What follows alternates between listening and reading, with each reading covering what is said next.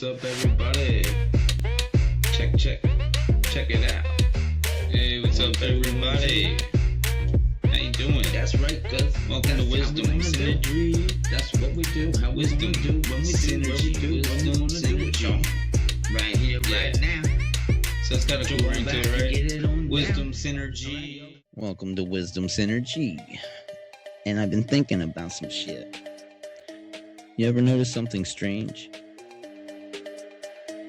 No matter where you go, no matter what culture, what time period, what language, death always has a face.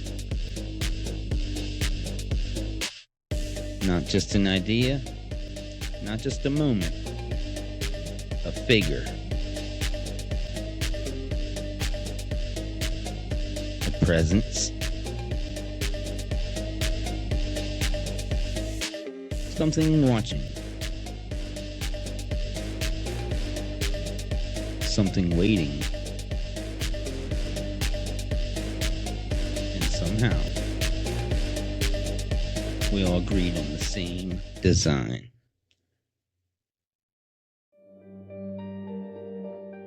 A hood, a skeleton, a scythe,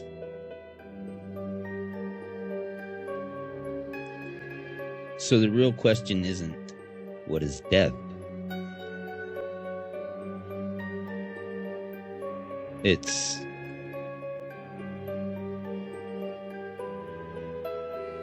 who designed it? Welcome to the Grim Dominion.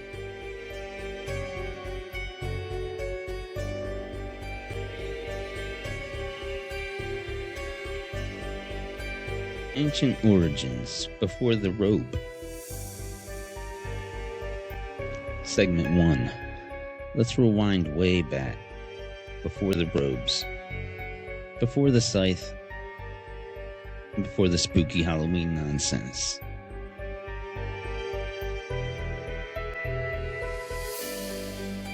We're talking 3000 BC.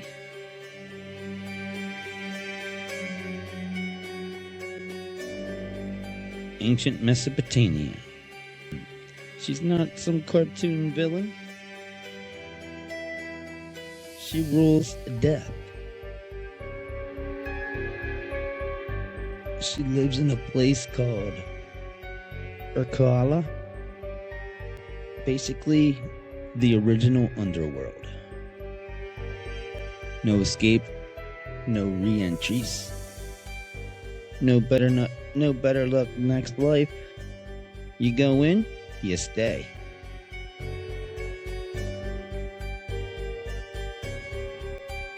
And here's the detail people skip over.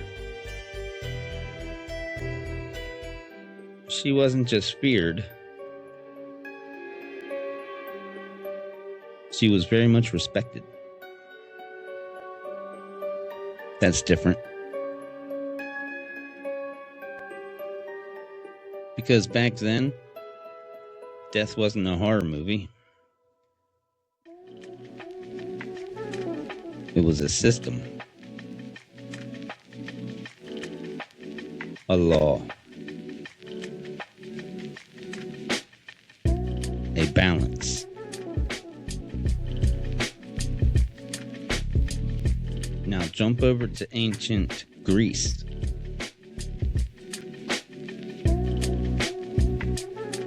Here comes Thanatos.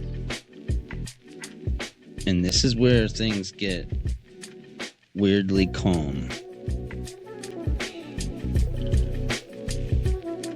Thanatos wasn't evil. He wasn't hunting people. He wasn't chasing souls like some cosmic bounty hunter. He was gentle. Yeah, death. A soft landing. Twin brother of hypnos, sleep, and death. Think about that.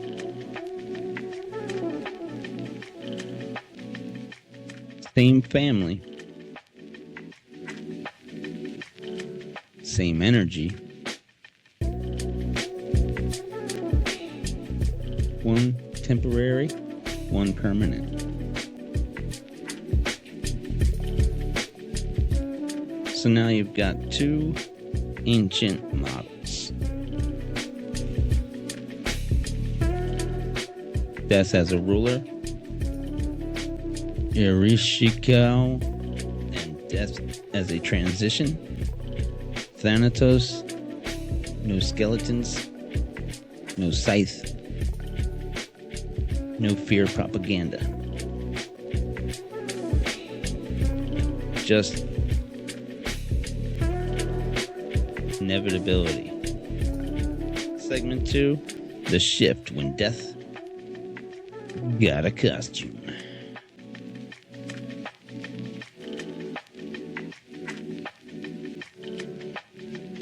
Now let's fast forward to a time when humanity really started losing its grip.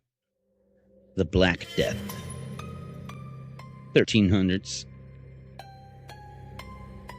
Bodies piling up. Entire cities wiped out. People didn't understand germs. They didn't understand disease.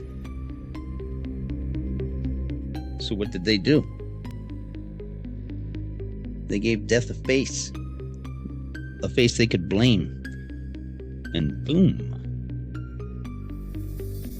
Here comes the figure you recognize. The Grim Reaper. Yeah, that's right. But think about the timing. You've got mass death on a scale never seen before.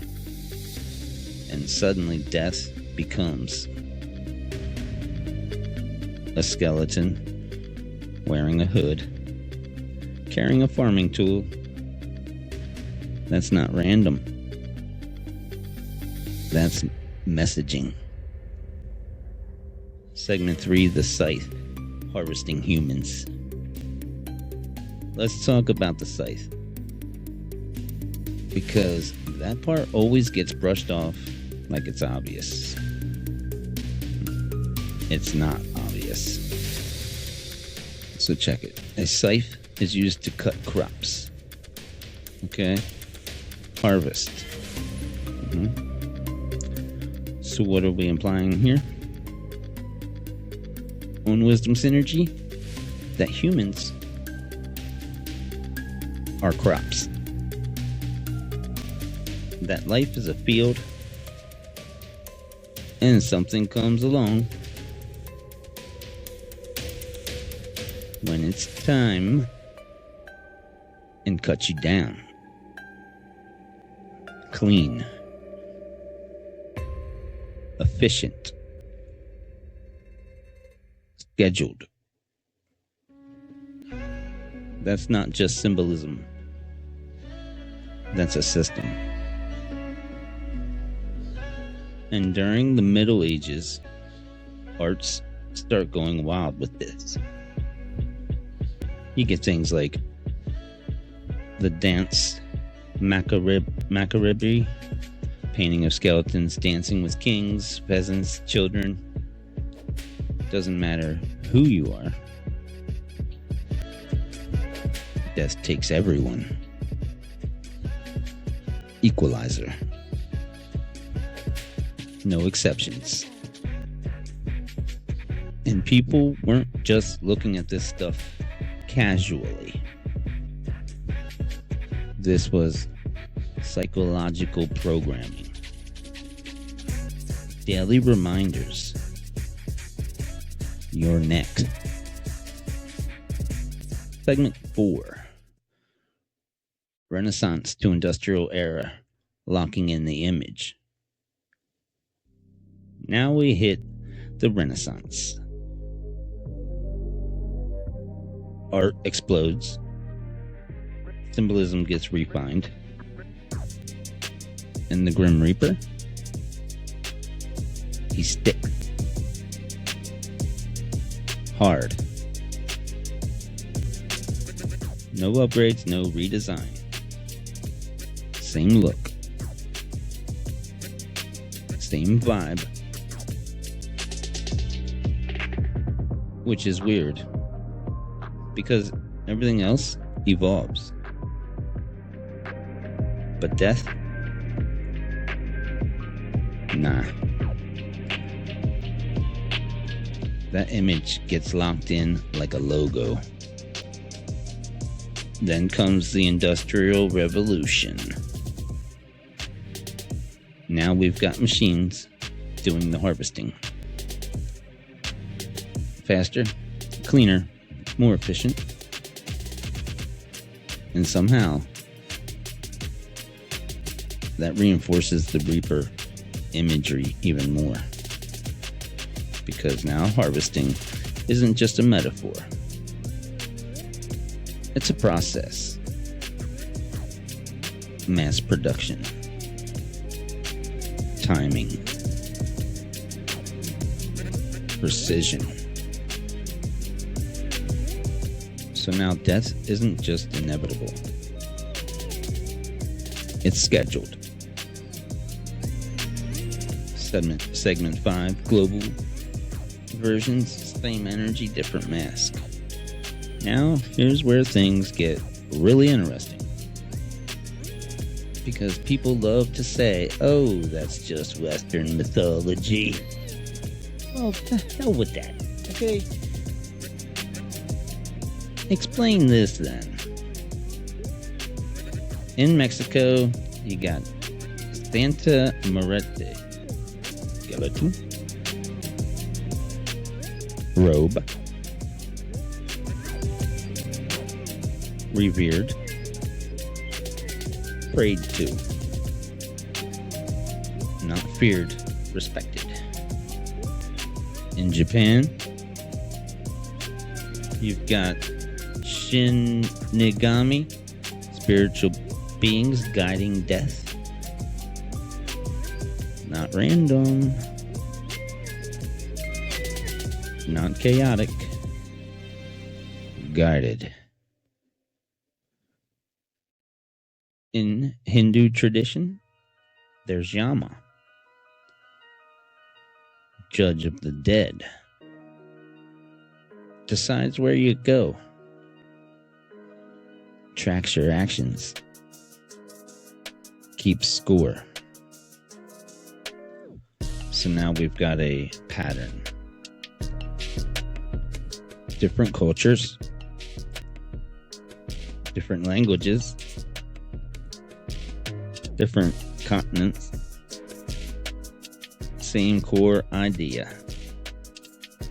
Death is not random. It's managed. Segment 6, modern day, from fear to entertainment. Fast forward to today. Now the Grim Reaper is everywhere. Movies, games, memes. He's almost casual now. Like we turned death into a mascot. Which is honestly kind of insane when you think of it. We went from respect this force to put it on a t-shirt. But here's the deeper question. Why does the image still stick? Why hasn't it changed? Why does a skeleton in a robe still hit something in your brain instantly? Because symbols don't survive thousands of years by accident. They survive because they're tied to something deeper. Something people recognize. Even if they don't understand it. Final segment, the twist. So here's the thought I'm leaving you with. What if the Grim Reaper isn't just a symbol? What if it's a memory? distorted, simplified, passed down, but rooted in something real. Not necessarily a literal skeleton with a farming tool, but a system, a process, a force, something that shows up right on time, every time. And maybe every culture didn't invent death the same way. Maybe they all remembered it differently. Next time, we go deeper. Because if death has a system, then who's running it? And more importantly, who benefits from you not asking that question? This is the Grim Dominion. Stay questioning. And until next time, peace.